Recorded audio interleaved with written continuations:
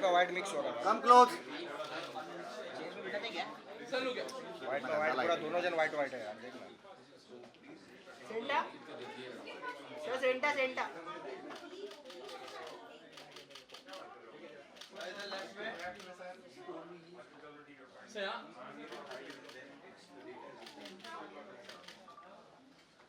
Sir सामने कर दो You're right. श्रेयस कर दो। बैकड्रॉप में मिक्स हो भैया जी।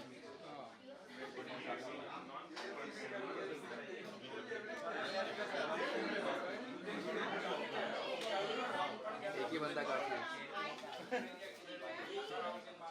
सबके बीच में एक लड़की लाना चाहिए। एक नारी सब पे बड़ी।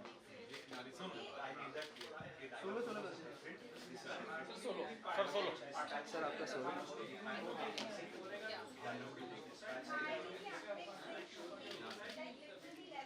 सर यहाँ देखो सर सामने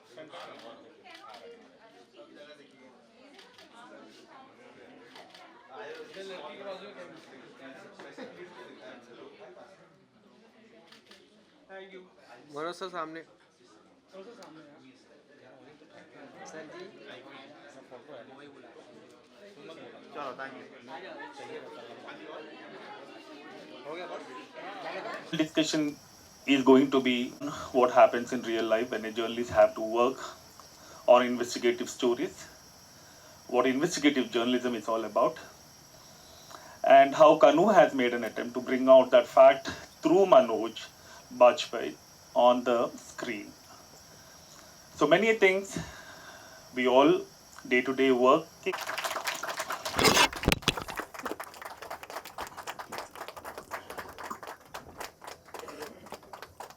I want to now call upon our,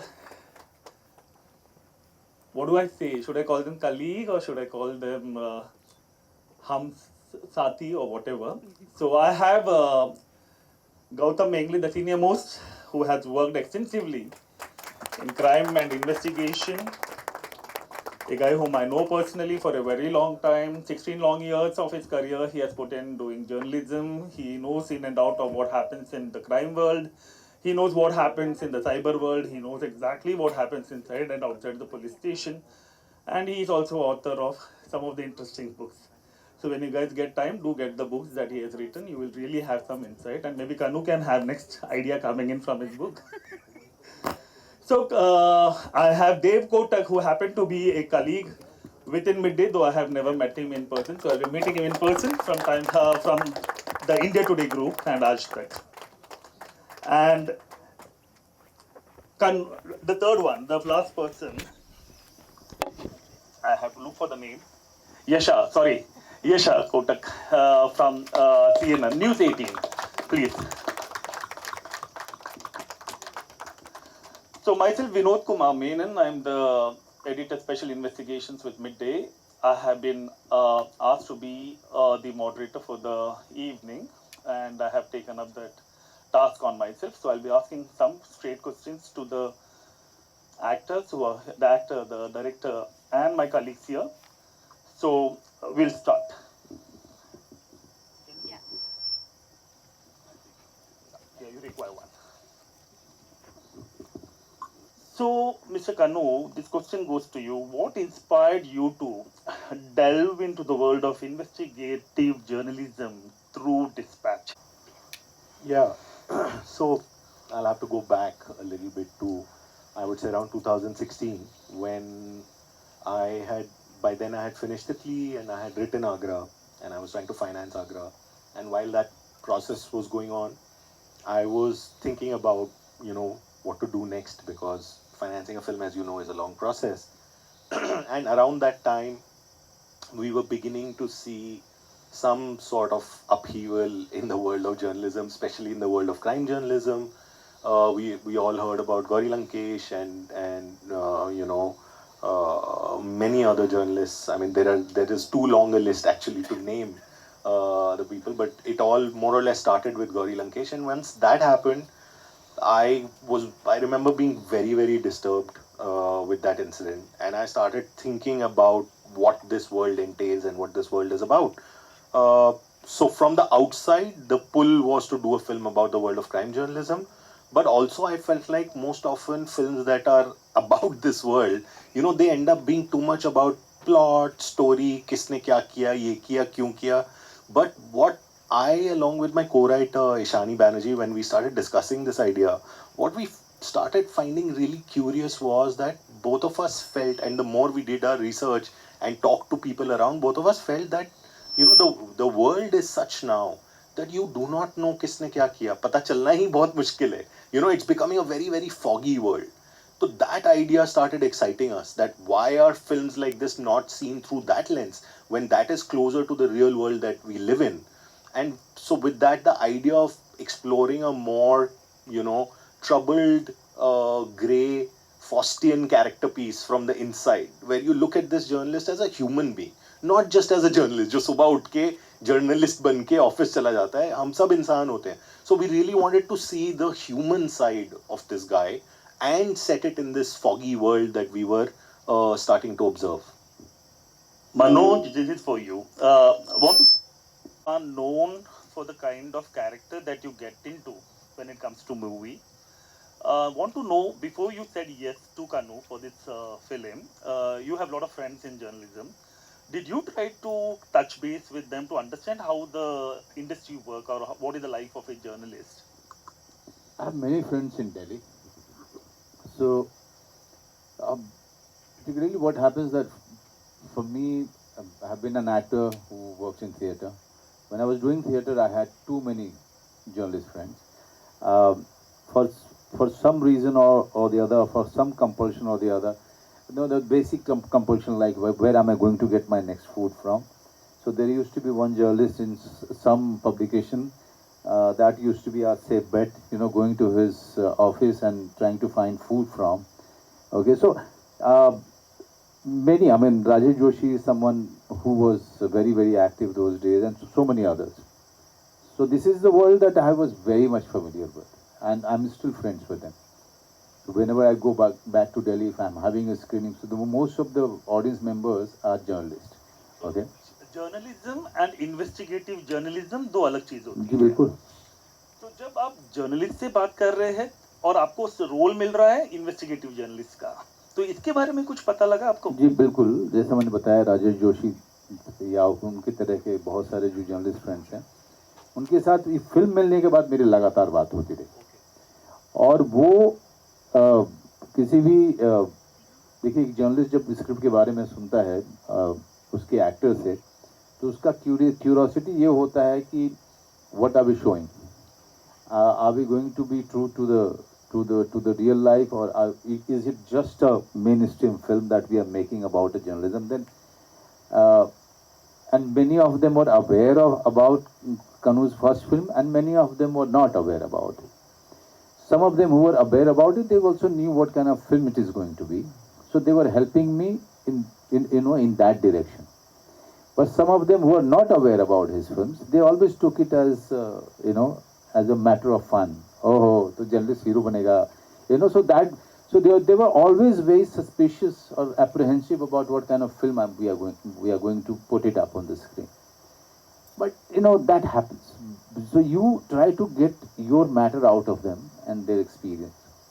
For me, every time the one question that I have always asked each and every one, when you are getting out and getting into the field, is it stopping anywhere or not stopping anywhere with the investigative journalists? And they said that, and that was such a fantastic thing that one of the journalist friends said, that a journalist who is doing a regular journalism, for him the day stops. For investigative journalists, it doesn't stop. It may be 12 o'clock, it may be 2 o'clock, it may be, he's sleeping in the daytime or working in the night time.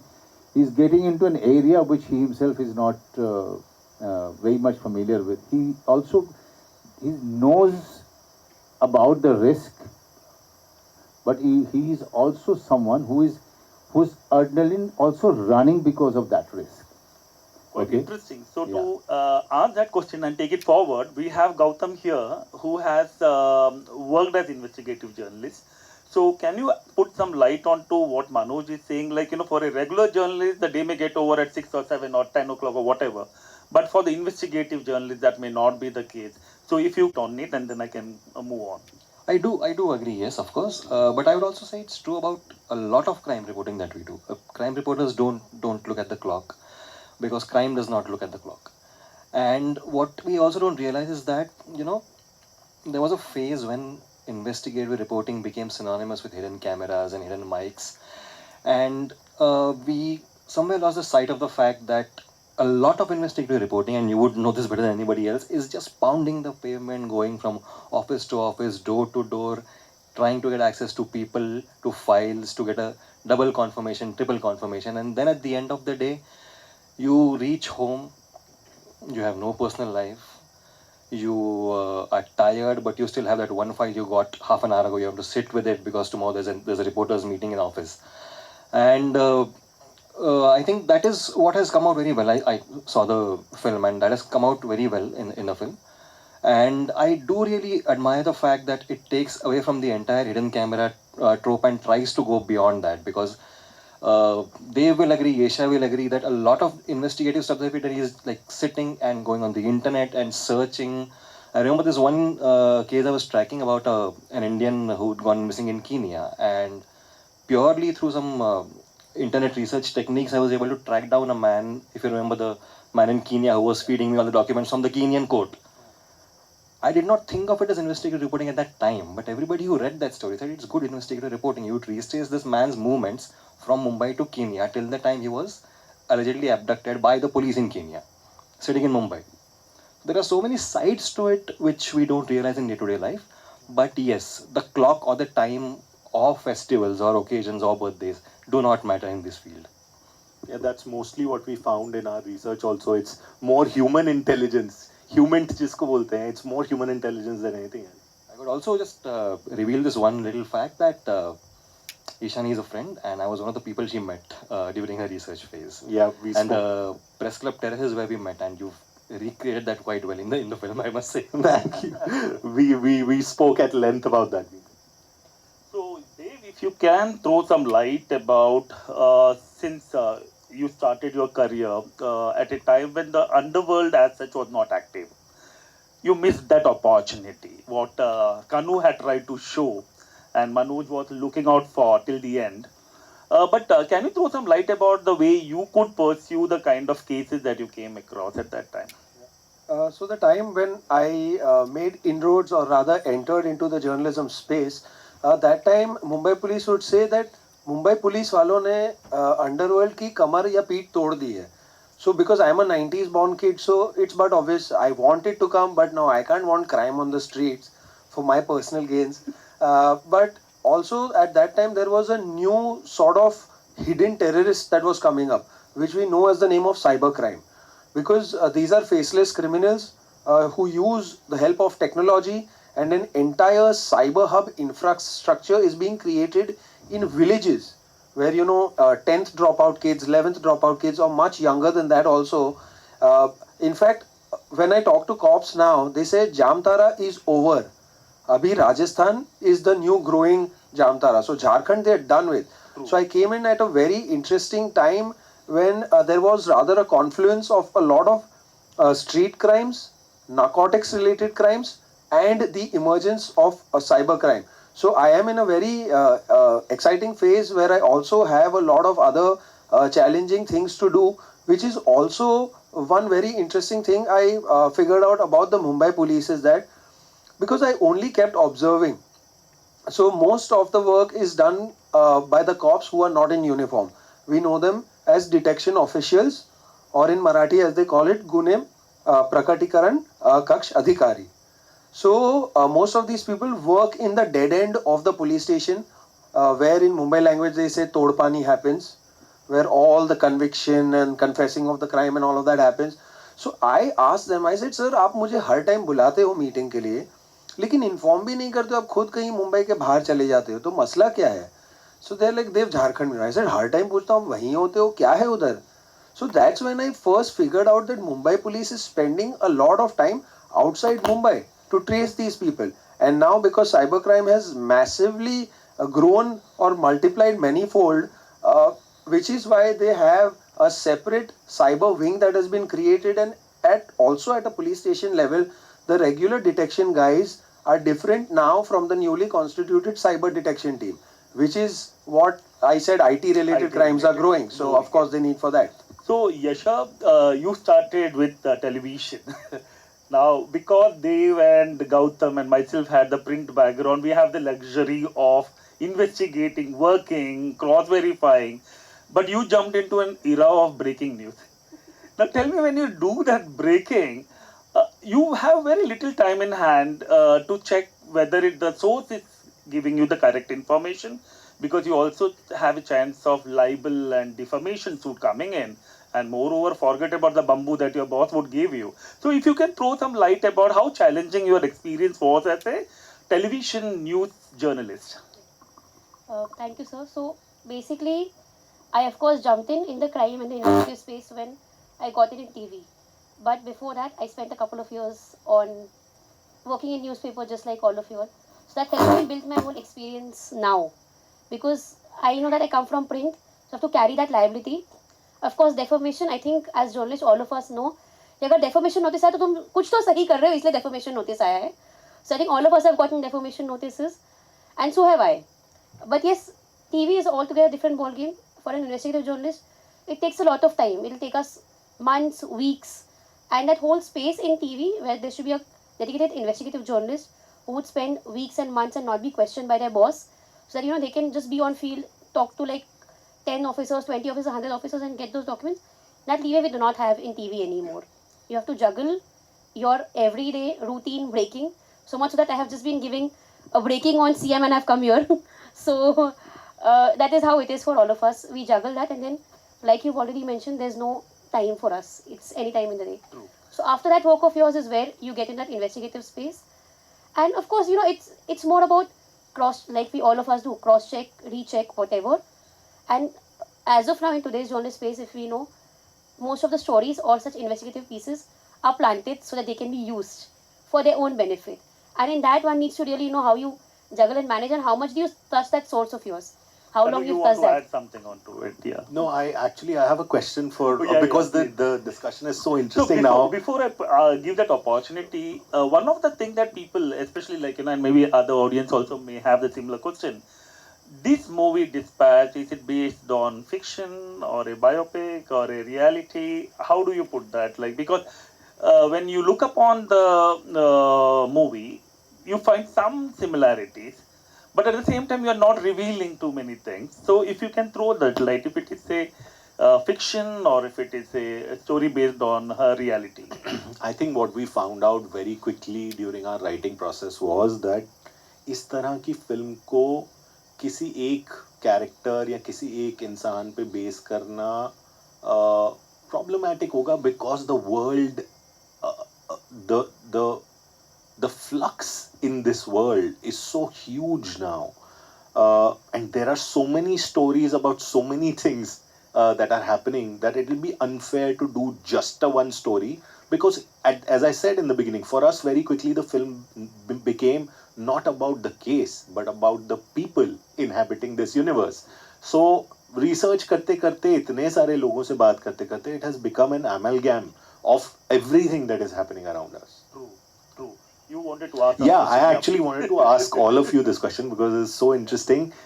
Picking up from what you were asking, that crime journalist ki life kabhi never stops. Now, I want to take us in further into that territory where I want to ask you guys, all of you, that at what point do you stop inside a story? How far does every story go to its culmination? Also, because during my research I heard that crime journalists specifically end up not doing more stories than they end up doing. So connected to that, and while you're working on a story, do you stop at any point? And if you do, then why and when? And yeah. So please start. So like you rightly said, at times a lot of stories that we pursue, they do not lead you to some place.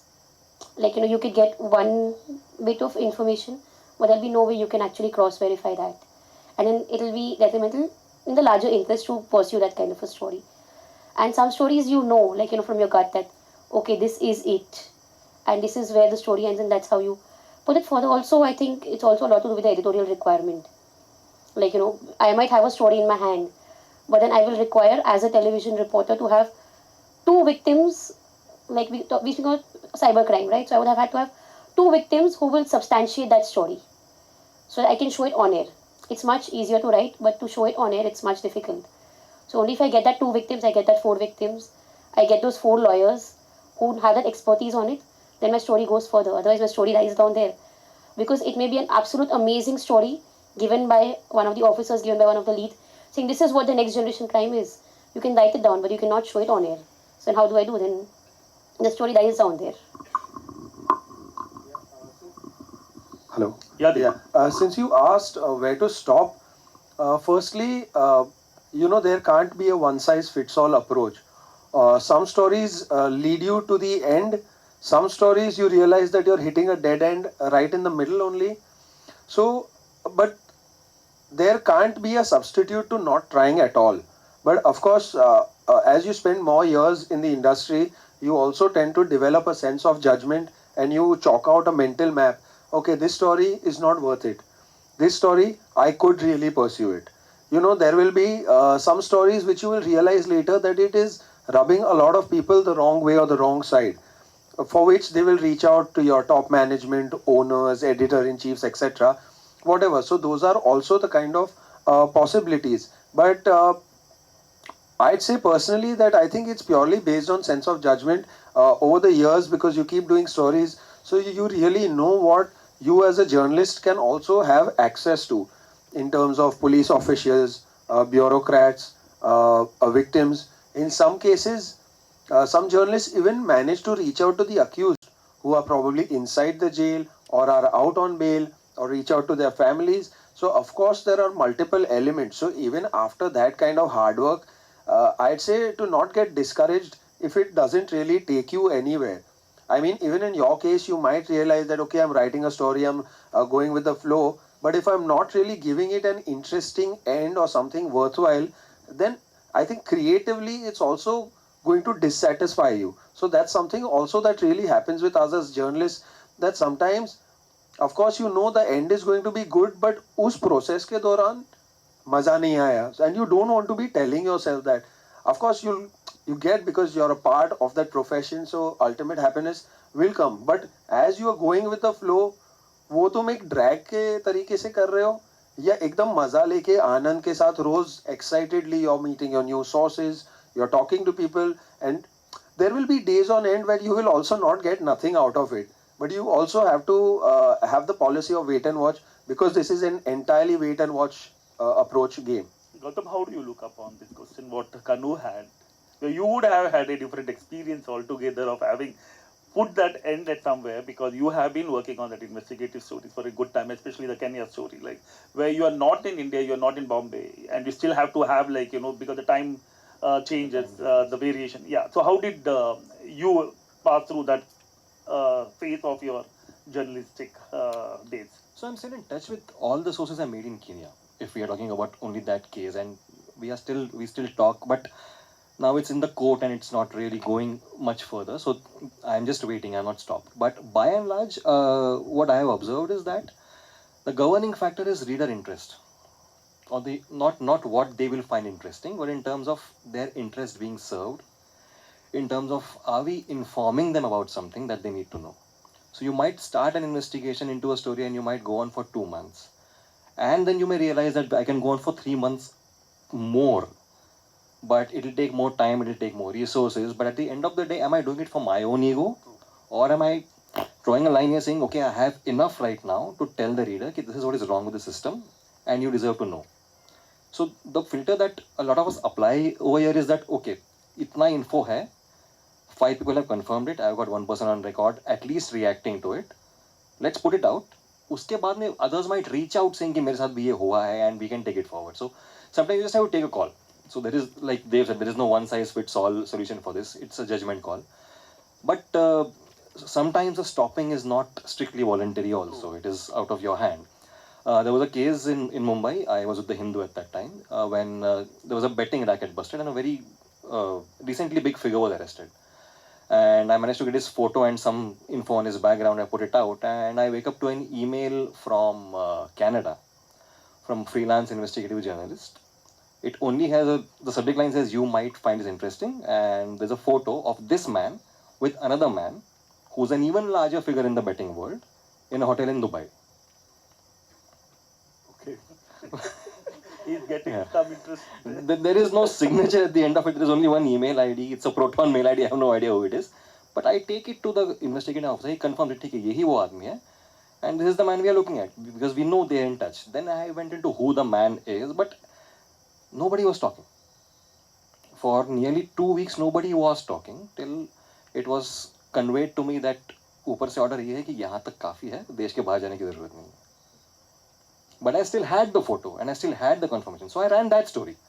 I did put it out that this guy who you think is a Mumbai-based bookie actually has those links abroad. It served the purpose at the time. So, I mean, we're going to come to the phase eventually where we see is there pressure to stop. The pressure is sometimes very subtle. It's overt and... but that's also the hint that, don't cross that thin line. Because it doesn't directly hints come are as a always trust, more, like they're subtle, they are not expressed in many words. At the Hindu, if you remember, Joseph had come down with that entire pen drive full of transcripts of intercepts of calls between the underworld and a lot of people who were here in India. And our job was to substantiate every page of those transcripts. A lot of people said, तुम क्यों कर रहे हो ये मत करो इसमें कोई फायदा नहीं है तुम्हारा.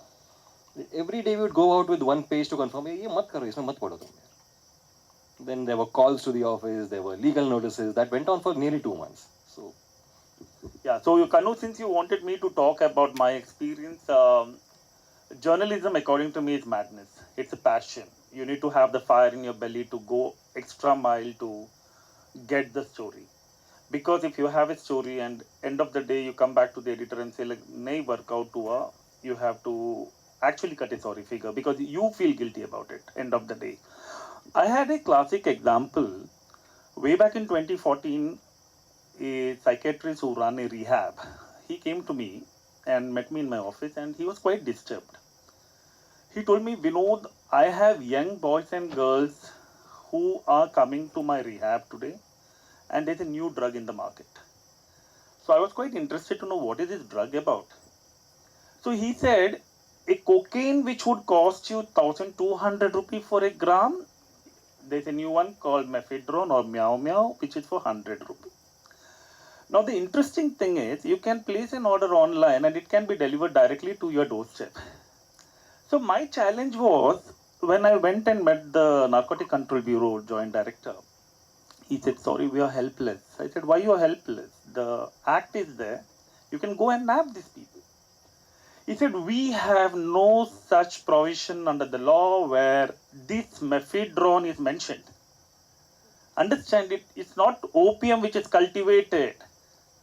It's not opium which is cultivated. This is synthetic drug which is made in the laboratory. And the laboratory could be anywhere. It could be next door. You don't know.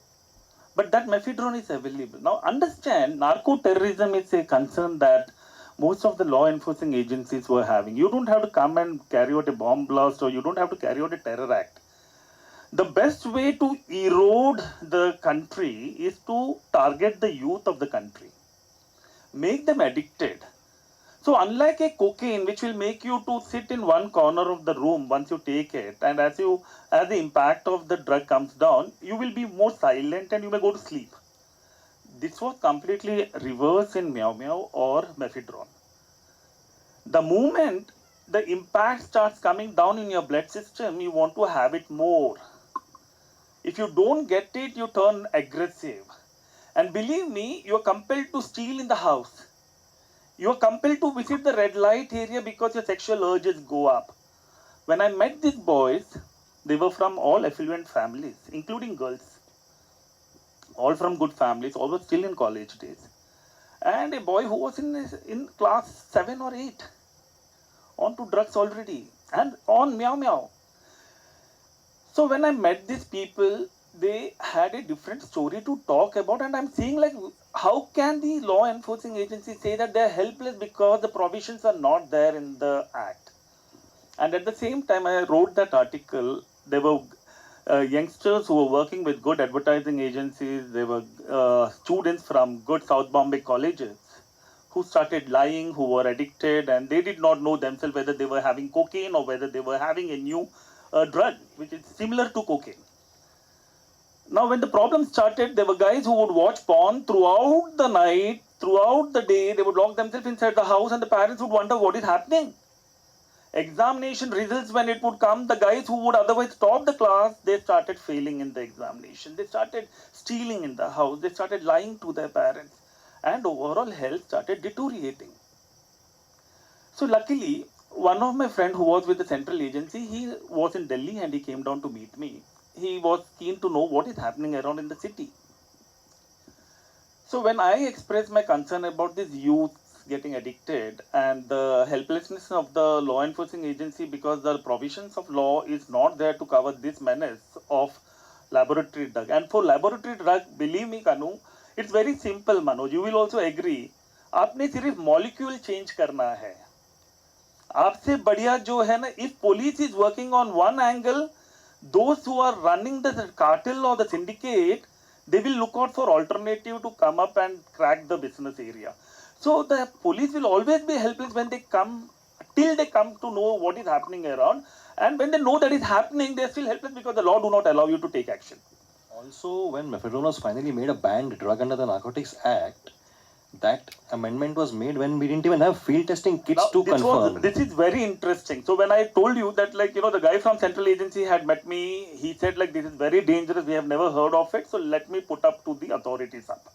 At the same time, the government here also took up the case themselves. They also wrote to the center saying that there need to be an enactment in the NDPS Act. Subsequently, we wrote an article in the month of April 2014. Second article was on December 31st because the entire agencies were working as to what to be done if you're getting nabbed under this act. So, finally, February, first or second week, the center passed an act within the NDPS Act, Section 3, Subclause 1 was introduced, wherein mephedrone was made as a banned drug.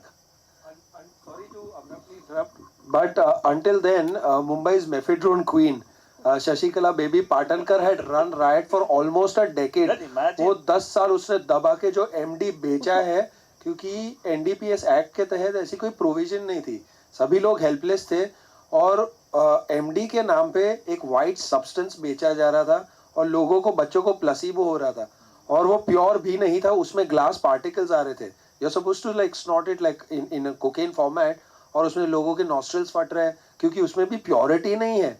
Lab से कुछ भी जो भी कचरा आ रहा है वो mixture करके मार्केट में बच्चों को हुक ऑन करवाने के लिए. ट्रू देव, लेकिन इसमें नार्को टेररिज्म की जब बात हो रही है तो आप देखिएगा, you are getting a zombie effect.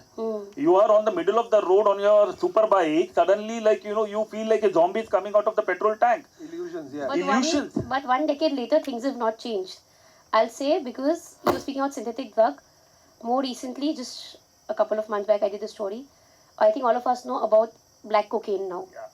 And black cocaine is another synthetic drug. It cannot be detected anywhere. Which is where, after a couple of rounds of stories by all of us, NCB officers had to get in dogs who could sniff and make the difference.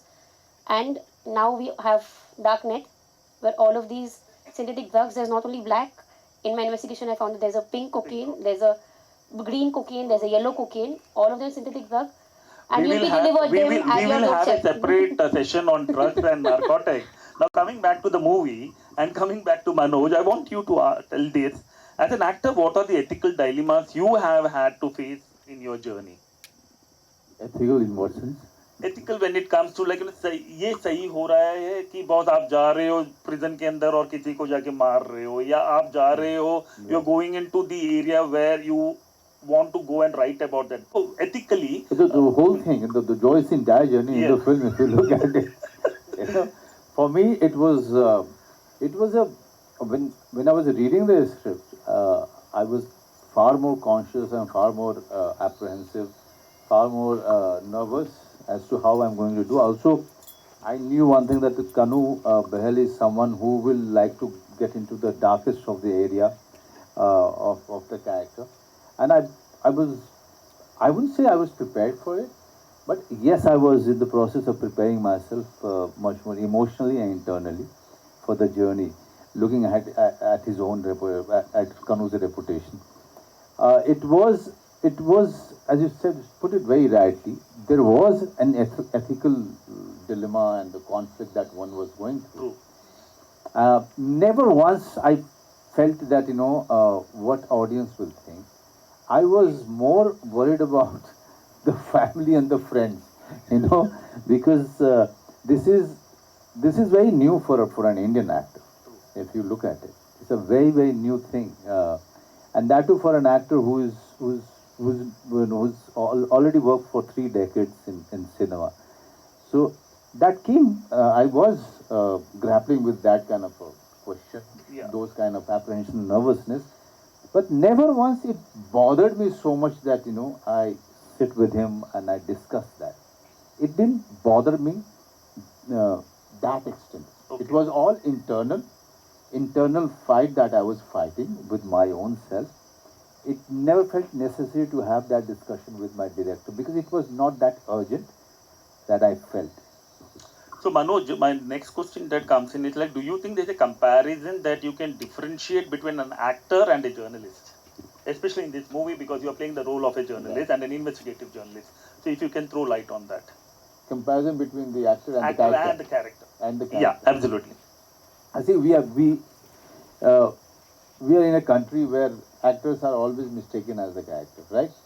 Or the vice versa. And whatever you do on the screen, people don't think that it's the character that he's been playing. They start thinking that he is the same guy and he also has the same kind of a vice or the flaws. So we are still, because we are so much used to watching mainstream cinema and we like mainstream cinema. We are the country who like to say that leave your brain at home and then come and watch the film. And my only question is, why to leave your brain to go anywhere? That's too much of a risk. One thing is that I can't leave my brain outside. That's not possible physically. But also, why should I leave my whole wisdom and intelligence and education that I have worked so hard on, and now you're asking me to leave it behind? No. So in this kind of a country, there is always a chance of being mistaken as the character itself. So there is, people never take this profession as that serious, because of the mainstream dominance. Now look at all the big stars, and look at the followers, how they tweet about them, in favor of them. They start. There is a Twitter gang. Am I right? So there are armies and Twitter gangs really fighting with each other for that particular actor. They never talk about the character that these stars have been playing. So this is that risk is always there. Actually, that is risk that we always do a film with all that risk, that people are going to mistake you as a character. Kanu, you want to add something? I have a question for you. Let me tell you one thing. Please, I mean, the few of the scenes that I have done. Let me tomorrow, if my audience or the people are offended by any act of mine in real life, they will always start making those scenes viral and telling people that this is what the character of Manoj Bajpayee is. So you are always running risk of that nature, that too in the time of such massive social media spread in the country and the influence of social media. Yeah, absolutely. If you want I to just also want to quickly add, because with this whole debate of not being able to separate the actor and character, I think also is a very closely sort of related thing of how audiences feel like if a character is doing something wrong, then the film is doing something wrong. Whereas I think it's really important to separate what the character is doing within a film and what the film is trying to tell you about that character. Right. Now, for example, in this case, Joy, at no point, I mean, he's a very fallible, very you know, at times greedy, at times really looking out only for himself. But at no point is the film condoning what the character is doing. So you can have a character that's fallible, that's grey, that's troubled. All of us are in our lives. None of us are perfect. But it's also important to see what is the film trying to say about that character. Is it trying to say this journey might not be worth it, or is it trying to say this journey is worth it? So you know that clue is also very important to assess an actor, a character, a film, a performance. Sure. Yeah. Like both of them very rightly pointed out that the audiences have a tendency to completely ignore the character and base that actor or actress's nature as the one in real life. That's something that happens to us also. I was at the football ground the other day, and just before my match, some friend came to me and he asked me, saying that Lawrence Bishnoi के बारे में क्या लगता है? I said लगने का क्या है, वो अपना काम कर रहा है, मैं अपना काम कर रहा हूँ, मुझे पूछ मेरे जीवन में मैं खुश हूँ, क्या चल रहा है? अरे you want to base it on my 2 web links and reports that you read and you think कि मैं खुद ही एक वो disturbed soul हूँ. So the similar dilemma So that you guys go through. Indirectly want to say you're already a celebrity journalist and people No. come asking questions to you. Quite interesting one. No, that's all. If I Please, may yeah. add one point to what Mr. Behl said about so the journey that you've shown, Joy's journey, and where it ends up, the message it gives out ultimately is something very important. But it's a frequent complaint that all of us also face from the police. Yesha will agree, Dev will agree, Vinod sir will have like decades of experience listening to this complaint from the police saying, तुम लोग लिखते हो crime के बारे में तो वो पढ़ के बाकी लोग सीखते हैं. It's a very frequent and a very, I don't know to call it naive or something less polite, but There's the same debate for films also, right? कि फिल्में बनती हैं इसलिए ये होता है. and I really want to sit them down and tell them कि sir हम लिखते हैं कि इसने ये गुनाह किया, हम लिखते हैं ये गुनाह है. We mention कि इसको arrest है, we mention कि इसमें ये section है, and if the reader still chooses to take only the modus operandi and not the punishment attached to it, sir, you know, if like a cigarette packet has a warning in bold, फिर भी कोई cigarette पीता है तो गलती पीने वाले की होती है.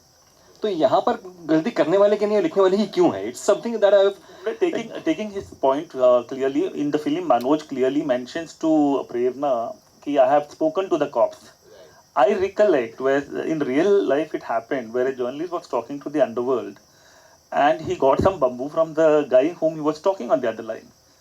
And immediately he called up a senior rank officer saying that I got a threat on the call just now. Can you imagine the immediate spontaneous response that the IPS officer had to tell? Who the hell asked you to talk to him? So if you're talking, you are doing it at your risk. Don't come to me. I remember one senior lawyer, there was a court matter going on in a criminal case, and suddenly the police have come to give him escort. So the lawyer was stunned suddenly why escorts have come to me. So he raised the question to the court saying that I have got escorts. So the court asked why escort to the lawyer. So our police said like there's a threat perception. We have got specific information that the lawyer may get attacked. So the lawyer proudly says that I represent underworld. So who would attack me? So what happened was, the debate went, there was a sealed envelope put in by the DGP's office to the court. When this person was leaving his house the next morning, there was a gunshot. Gunshot on his vehicle. The lawyer got shit scared. And like any other television journalist, when it comes to breaking news, this is my concern. There was a gangster who took the responsibility, onus on him. He came on live air and the reporter is talking to the gangster. आपने गोली चलाया क्या? हाँ मेरे लड़के लोगों ने चला दिया. क्यों चलाया? क्योंकि बहुत बोल रहा था. अगली बार कब चलाओगे? You getting what I'm saying? So understand, Makoka do not allow you to aid and abet anybody.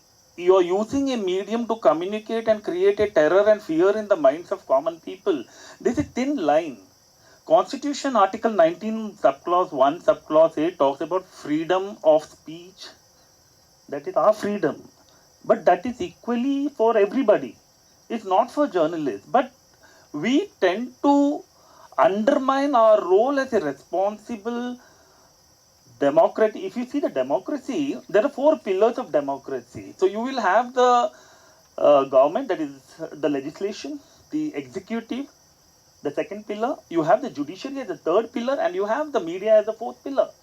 So unless the media is responsible, you cannot convey a right message to the society, and that is equally important, because the onus on this particular television channel reporter was that, boss, you are indirectly crossing that thin line, but you are conveying a very strong message out to the masses. I remember the Joint Commissioner Crime had to come down heavily to say that all those journalists who are going to aid and abet such act will be booked under Makoka. And that stringent act was very clear. So, ignorance of bliss is no excuse in the court of law. I can't go to the court saying that, sorry sir, मुझे नहीं पता था. As I was telling Kanu, आप court में जाओ, you have no option. Somebody has to use you. Either the prosecution will use or the defense will use. Your content, what you're going to write in, is an admissible evidence in the court of law as a secondary evidence. So this is very challenging part what it comes in. But that also makes me ask Kanu, in the age of dominated by digital platform and declining attention span that people have today, how can investigative journalism adapt while staying true to its principle?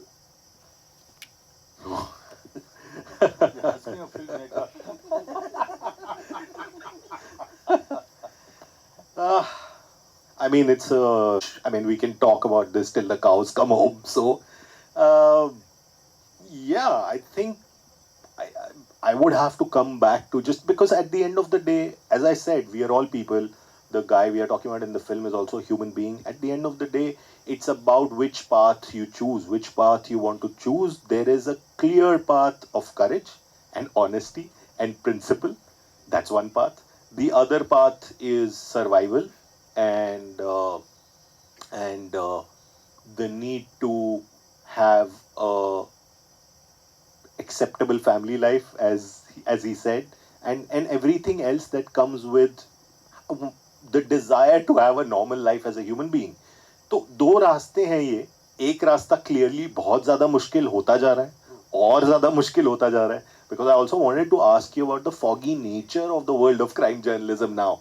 और जो मैं बोल रहा था कहाँ stop करते हैं, और जो थोड़ा सा वो आया कि कभी कभी ऊपर से भी होता है कि बस अभी, you know, so there are, it is clear that there are these two routes that emerge, and you know, whether it was print or whether it's digital now, the ethics or the person at the center of the digital or print world is still the human being, still the reporter, still the guy who's finding out what it is. It's just a medium that's changing. So I think it's still that path, which is, you know, it's the off-trodden path, which is beginning to show certain pebbles or a little bit of fire now. But I mean, you know, my faith is still restored and is deeply with the world of journalism and journalists, because every time something new has been thrown at them, they found a way, you know, to still keep fighting and still keep doing what they want to do. And we are seeing also so many journalists now move to digital media and try to find new ways to be able to say what they want to say. So yeah, that would be my take on it. One thing, one thing I just wanted to ask all of you. As Kanu has been saying that, you know, at the end of the day, a journalist is a human being. And human frailty is something that we all know. We all know how in any field, the greed, the fear, all of these things, and the need, personal need, the family, how much conflict a journalist of this nature will go through, say, on a day-to-day basis. This is something, because this is also film talks about, this is also the things which is related to these topics are somewhere become the reason for his fall. Okay? Absolutely. Yeah. Manoj, you have actually taken up a very interesting point. The major concern is mental health of journalists. This was very evident during the COVID-19 pandemic. So what happened, for the first time there were informations and disinformations which were there in public domain. And nobody, including journalists, had any clue about what exactly was happening around. Now, for instance, people were talking about using sodium hypochlorite as a chemical that need to be laced on the dead body so that the dead body do not spread COVID virus. This is a myth. But there was a directive from the municipal commissioner saying that like the bodies cannot be buried within the city limit. It has to be buried outside the city limit. There was a reason for that. But because it was also like, sentimental thing, so they said like, no, it has to be finally agreed to be buried in the city. Now the problem here is like when you are lacing a dead body with 3 layers of plastic packet, you are also using sodium hypochlorite for lacing it completely, and then you are burying that. The question comes up is like both the biodegradability of the plastic. It takes 100 long years. You are damaging the environment. So when that issue was brought in, we realized that like it was much more than what we are talking about, because many of the journalists at the same time lost their jobs also.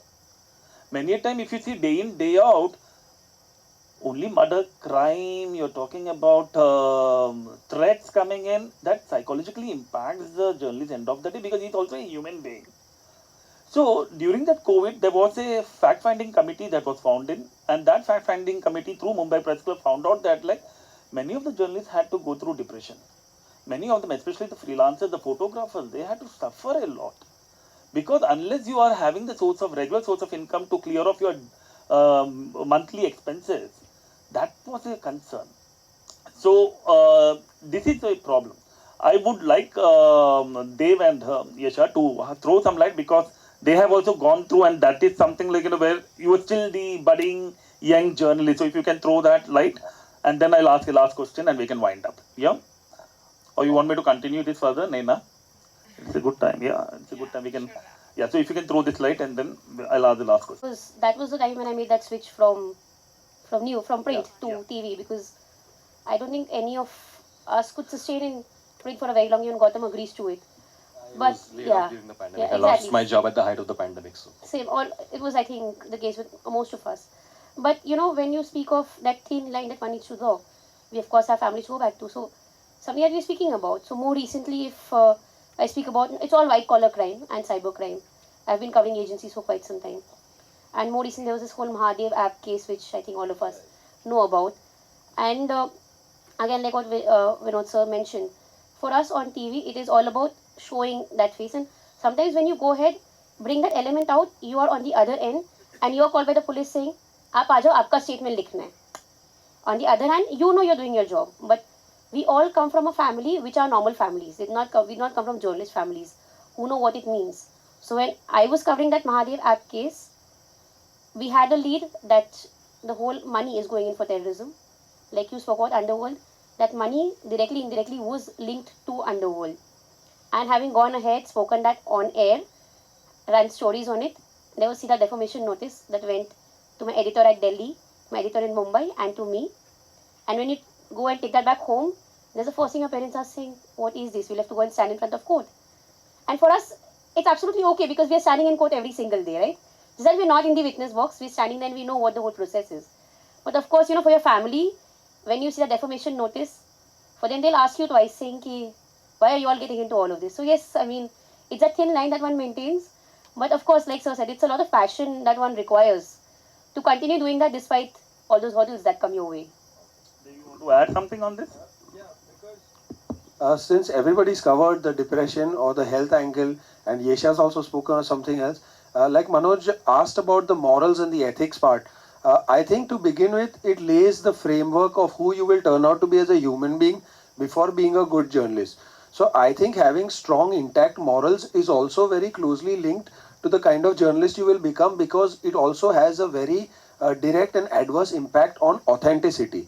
If you're an immoral person, you're like, अरे छोड़ना यार, bother कौन करेगा verify या cross check करने का, because in the age of breaking news era, just want to put things out very quickly without really understanding the kind of negative ramifications it may have if the news is wrong. So you have a very responsible role, and where ethics comes into play is after I joined the channel, right now I work with India Today and Aaj Tak, so many people have come with very shady and dubious requests कि sir आप अपना camera और mic लेके मेरे office आ जाओ. I said और आगे क्या करना है, आगे का ब्रीफ तो बताओ. दे लाइक बस आप आ जाओ, एक जन आएगा, मैंने उसको बुलाया, आप खाली माइक उसकी तरफ कर देना. आई सेड मतलब लाइक वो माइक देख के डर जाएगा वो आपको इतना इतना पैसा तो ऑन द स्पॉट दे ही देगा. सो आई सेड, तो मेरा इसमें क्या है? लाइक नहीं नहीं, ये पैसा आपका है, मुझे उससे बदला लेना है.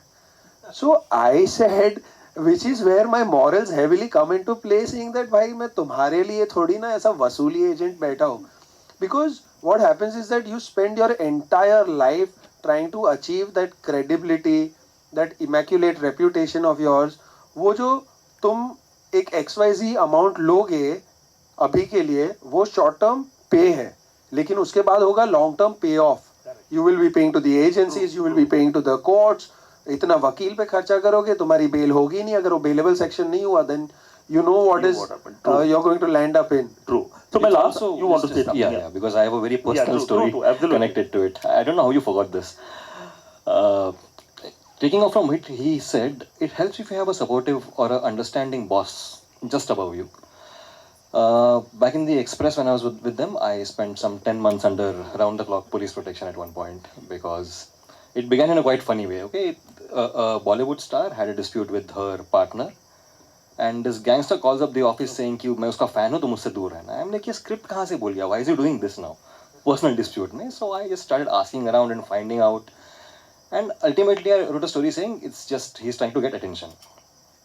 And I used certain words which the people speaking about the gangster had used. I quoted them and he took offense. And then 2 months later, I'm informed that there were certain people near my office. They were looking for me and they have been arrested. उनकी जेब में मेरा photo था, उनके पास weapon था, and so on and so forth. But just after the protection was put into place and I was always accompanied by an armed guard, a month later the same gangster tried to kill someone in an area traditionally ruled by another gangster, old-time gangster. So I called up my boss who had left for the day saying कि इसकी हरकतें फिर शुरू हो गई है, let's do one more story saying he's being a wannabe again. And she said कि now you're playing with fire for your ego. You made your point. You told everyone in writing that he is just trying to get attention. Right now you have protection. Right now you have a family to think of, and my mother was actually fighting with me every day saying quit the profession and all, and you want to do it again for what? And she would have stopped to it. But if she had not, I would have maybe done something which would have worsened the situation for everybody, my employer, my family. But that helps a lot to have a supportive So ecosystem. we all have a saga to go through. We all have had that experience. But having said that, we have come to the end of our session. But I would like to thank both Kanu and Manoj for sparing the time, coming down over here, making journalists to come and speak out their mind, their heart. And our best wishes for your movie that comes on the 13th. So best wishes. Thank you for coming and making it Thank great. you, thank you, thank you. Thank you so much for your insightful anecdotes. We would like Kanu and Manoj sir to also thank you all for your time for coming here and sharing all of those lovely Oh anecdotes. yes, lovely. I mean, for me as an actor, every time or these guys were talking, I was going back to the shoot days and the challenges and all the odd things those were happening, and also the questions that was coming to your mind when you are actually playing it, and when there is a director who has certain answers because he's been part of the R&D. I also feel that hearing you somewhere, I'm a little relieved that we were somewhere very close to Kanu's depiction, somewhere very, very close to what really happens in real life.